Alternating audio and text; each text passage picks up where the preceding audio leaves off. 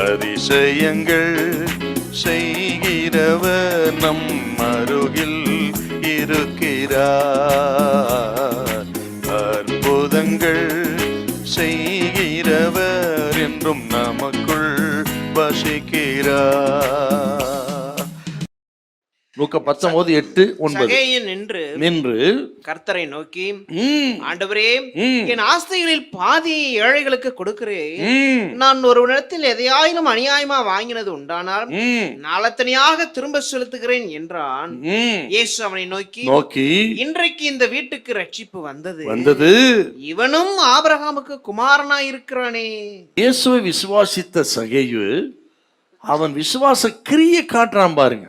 நாளத்தனையா திரும்ப கொடுக்கிற, அநியாயமா வாங்கியிருந்தா ஆசைய பாதி ஏழை கொடுக்கிற என்று விசுவாசத்தின் கிரியை காட்டுற. அப்ப கிரியை என்றால் கைகளை குறிக்கிறது. அப்போ விசுவாச ஜீவியத்துல இந்த யாத்திரையில கைகள் எவ்வளவு முக்கியம் பாருங்க. இப்படி இந்த விசுவாச பாதையில கைகள் கால்கள் வேலைங்கிறது கிரியை குறிக்கிறது. அப்ப அந்த கிரியை பலமா இருக்கணுங்க. ஆண்டவர் விசுவாசிக்கிற தேவஜனம் தங்கள் கிரியைகளை சுத்திகரித்துக் கொள்வது, நஷ்டத்தை திரும்ப கொடுப்பது, ஒப்புரவாகுவது, கீழ்ப்படிவது, இப்படிப்பட்ட காரியங்களில் நீங்க பலமா இருக்கணுங்க. இன்றைக்கு அவர்களெல்லாம் முடங்கி போயிருக்கிறது. ஒரு காலத்துல அப்படி இருந்தவங்க இன்னைக்கு முடங்கி போயிருக்கிறாங்க. கர்த்தர் சொல்றார், இன்னைக்கு தளர்ந்து போற கைகளை திடப்படுத்துங்க, தள்ளாடுகிற முழங்கால்களை பலப்படுத்துங்கள், ஆண்டவரின் சகல ஆசீர்வாதங்களும் உங்களுக்கு உண்டாகும். ஆண்டவரோடு நடக்கிற இந்த நடக்க கால்களும் கையிலும் பலமா இருக்கணும், சுத்தமா இருக்கணும், தளர்ந்து போகாது இருக்கணும். அப்பதான் சங்கீதத்தை சொல்றாரு பார்த்தீங்கன்னா, வார்த்தை சங்கீதம் 18, உம்மாலே ஒரு சேனைக்குள் பாய்வேன், உம்மாலே ஒரு மதிலை தாண்டுவேன் சொல்றாரு பாருங்க.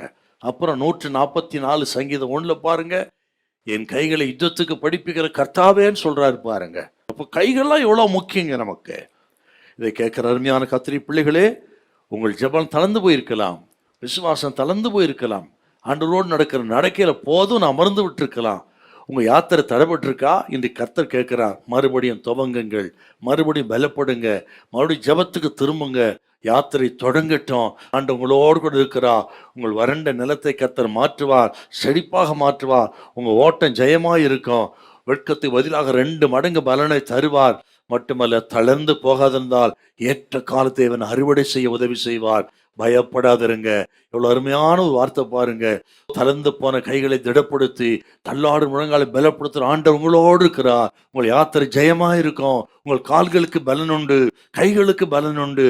அது பலப்படுத்தத்தான் இயேசு தன் கைகளை கால்களெல்லாம் சிலுவைக்கு ஒப்பு கொடுத்தார். இரத்தத்தால் மீட்கப்பட்ட ஜனமே, பயப்படாதிருங்க. உங்க யாத்திரை ஜெயமா இருக்கும். உங்கள் காரியங்கள் எல்லாம் பலமா இருக்கும். ஹல்லேலூயா, ஹல்லேலூயா.